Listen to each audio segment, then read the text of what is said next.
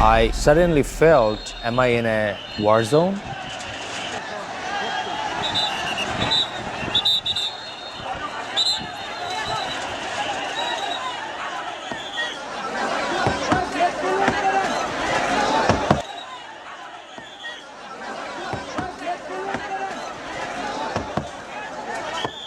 Horrific incident at a garment factory in Bangladesh. An 8-story building collapsed today, killing at least 145 people and injuring hundreds of others. This just months after a fire killed more than 100 people in the global spotlight. 24 April 2013 di Safar, pinggiran ibu kota Dhaka, Bangladesh. Sebuah gedung 8 lantai bernama Rana Plaza runtuh hanya dalam beberapa detik. Lebih dari 1.100 orang tewas dan lebih dari 2.500 lainnya luka-luka. Ini bukan hanyalah kecelakaan, ini adalah bencana yang bisa dicegah. Sebuah tragedi yang membuka luka lama. Bagaimana tubuh perempuan menjadi korban paling nyata dari sistem ekonomi global yang timpang. Di balik setiap pakaian yang kita beli dengan harga murah, ada cerita tentang perempuan muda yang hidup dan mati di bawah bayang-bayang eksploitasi. Halo semuanya, perkenalkan nama saya Kamila Hafsari Febrianti. Bersama teman kelompok saya, ada Fatur, ada Diandra, dan Naila dari kelompok 1. Dalam video ini, kami akan membahas terkait tragedi runtuhnya gedung Rana Plaza di Bangladesh tahun 2013. Peristiwa memilukan yang menyingkap eksploitasi dan diskriminasi terhadap perempuan pekerja di industri garmen. Kami akan menelusuri kronologi kejadian, dampaknya bagi perempuan, serta analisis dan respon global yang muncul setelah tragedi tersebut. Kali ini kita akan membahas topik tentang diskusi bahasan Rana Plaza di Dhaka, Bangladesh 24 April 2013. Adalah salah satu bencana kemanusiaan yang terbesar di era modern saat ini. Ada lebih dari 1.100 pekerja yang menjadi korban, terutama banyak korban yaitu perempuan. Tewas seketika. Ini bukan sekedar kecelakaan gedung, tapi kita harus melihatnya sebagai kegagalan sistemik dan wajah brutal industri fashion global. Yang paling ironisnya, bencana ini sebenarnya dapat dihindari. Retakan sudah terlihat, pihak berwenang juga sudah memerintahkan untuk melakukan pengosongan gedung. Menurut Dinas Pemadam Kebakaran dan Pertahanan Sipil Bangladesh, lantai atas tersebut dibangun secara tanpa izin dan secara struktural tidak aman untuk penggunaan sebagai pabrik produksi. Namun pemilik dilaporkan mengancam akan menahan gaji mereka. Peristiwa ini menimbulkan banyak pertanyaan. Mengapa keselamatan dan nyawa manusia dapat dikalahkan oleh tekanan produksi? Apakah tanggung jawab hanya ada pada pundak pemilik pabrik di Bangladesh, ataukah rantai pasok global yang dikendalikan oleh retail barat? Juga harus dimintai pertanggungjawaban atas kejadian tersebut. Tragedi runtuhnya Rana Plaza ini bermula sehari sebelum ketika munculnya retakan besar pada dinding dan gedung utama 8 lantai yang menampung 5 pabrik garmen, sebuah bank, dan beberapa toko retail. Pemerintah telah memerintahkan untuk segera mengevakuasi dan penutupan bangunan. Namun para pemilik pabrik dan toko bersikeras untuk tidak menutup karena faktor kerugian ekonomi dan memaksa pekerja. Kebanyakan perempuan muda yang berusia 18-25 tahun untuk tetap kerja di keesokan paginya. Di bawah ancaman tersebut, para buruh tetap bekerja dan pada pukul 8.57 pagi, tak lama setelah mesin-mesin semua dinyalakan, terjadi getaran yang sangat hebat dan mengakibatkan 1.100 orang meninggal dan 2.500 orang lainnya mengalami luka-luka. Investigasi kemudian mengungkapkan bahwa gedung Rana Plaza hanya didesain untuk 4 lantai, namun mereka membangun secara 8 lantai yang ilegal dan dengan beton yang berkualitas rendah dan fondasi yang tidak menampung berat mesin industri tersebut. Bencana ini bukan semata-mata kecelakaan teknis, melainkan hasil keserakahan dan kelalaian sistemik yang memprihatinkan. Bagaimana nyawa perempuan pekerja dikorbankan dari keuntungan dalam rantai pasok global industri fashion. Di balik gemerlap toko-toko pakaian dunia, ada kisah sunyi dari jutaan perempuan pekerja di Bangladesh. Mereka adalah tulang punggung industri ekspor pakaian terbesar di dunia, membawa harapan keluarga mereka dari desa-desa miskin ke tengah hiruk-pikuk yang padat dan penuh tekanan. Ketika mesin jahit berdengung tanpa henti, para perempuan ini bekerja dengan upah yang sangat minim, sekitar $38 per bulan.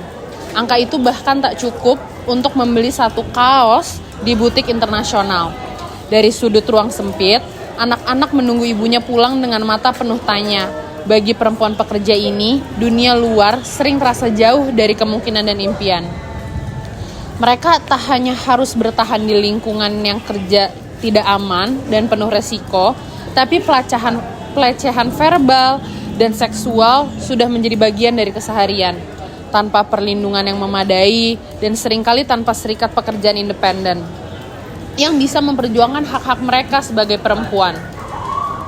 Kenyataan pahitnya, diskriminasi gender struktural membuat perempuan dipilih sebagai buruh dianggap penurut, mudah diatur, dan dianggap rela menerima bayaran kecil.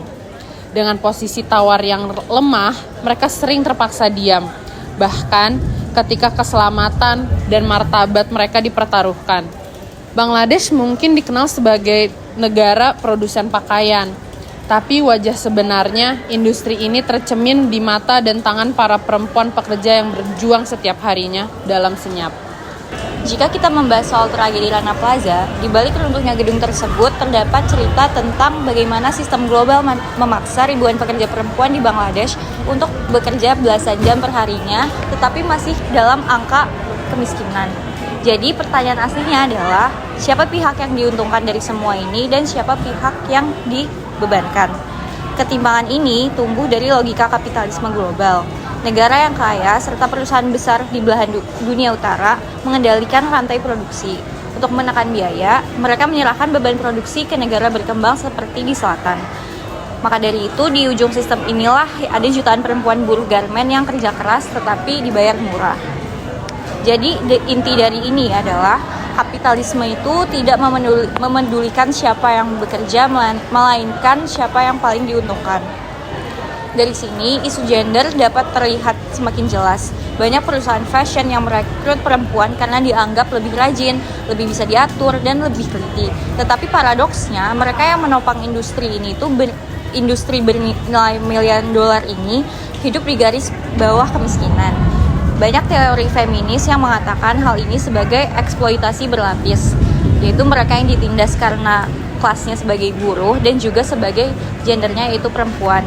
Fenomena ini dapat kita lihat praktiknya sekarang dalam industri fast fashion. Jadi setiap kita membeli sebuah baju murah dari brand global, artinya kita menjadi bagian dari rantai ketimpangan tersebut. Benar adanya bahwa kapitalisme ini telah memberikan jarak antara pembeli dan pembuat yang hidup di bawah tekanan. Dan jarak ini telah disamarkan melalui label fast fashion. Jadi, tragedi Rana Plaza itu menjadi simbol bahwa globalisasi itu tidak selalu membawa pengaruh ke arah yang positif. Ia dapat membawa kemajuan ekonomi, namun di sisi lain juga dapat meninggalkan sebuah luka sosial, terutama pada perempuan yang tenaganya dijadikan sebagai pondasi sistem ini. Dan mungkin pertanyaan terpentingnya adalah apakah yang kita sebut sebagai kemajuan global ini benar-benar adil jika masih ada manusia yang harus dikorbankan demi keuntungan. Setelah tragedi dunia beraksi, ribuan orang turun ke jalan mulai dari Dhaka, London, Paris, dan New York, menuntut keadilan bagi perempuan-perempuan pekerja di Bangladesh. Tekanan publik melahirkan Bangladesh Accord on Fire and Building Safety, perjanjian antara serikat buruh dan perusahaan internasional untuk menjamin keselamatan pekerja. Banyak aktivis perempuan juga bersuara. Mereka menolak bahwa narasi perempuan hanya korban dan menegaskan bahwa mereka adalah agen perubahan yang menuntut hak, martabat, dan keselamatan. Namun, meski ada kemajuan, masalah belum selesai. Banyak pabrik baru berdiri dengan standar keselamatan yang rendah. Dan diskriminasi gender masih kuat melekat dalam industri ini. Tragedi Rana Plaza merupakan cermin bahwa bagaimana perempuan dinilai sebagai produk murah untuk bekerja, tetapi tetap saja dituntut untuk menghasilkan sesuatu yang sempurna dari tangan mereka. Ketika kita membeli pakaian tanpa berpikir dari mana asalnya, kita tanpa sadar sebenarnya menjadi bagian dari rantai yang sama. Tapi, tragedi ini juga menimbulkan harapan bahwa suara perempuan yang dulu dibungkam di ruang pabrik kini bergema ke seluruh dunia. Karena perjuangan mereka bukan hanya soal upah, tapi juga soal hak untuk hidup bermartabat. Rana Plaza memang sudah runtuh, tapi perlawanan tidak. Tak ada mode yang sepadan dengan harga nyawa perempuan manapun.